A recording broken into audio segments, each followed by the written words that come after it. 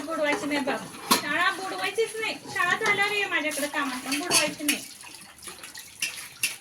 शाळा कोण बुडवतो तुमच्यापैकी? शाळा बुडवली की आपण हुशारच होणार नाही तर काय उपयोग आहे. मग मम्मीचं त्रास कमी करणार.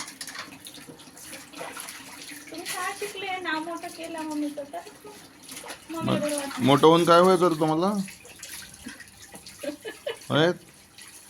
रोशनी कोण आहे? आणि ही रोहिणी का?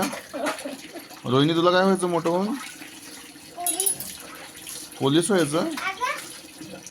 आणि रोशनीला काय व्हायचं? रोशनीला पण पोलीस व्हायचं. दोघीला पण पोलीस व्हायचं. बापरे. एवढे पोलीस म्हटल्यावर सगळे माणसं घाबरून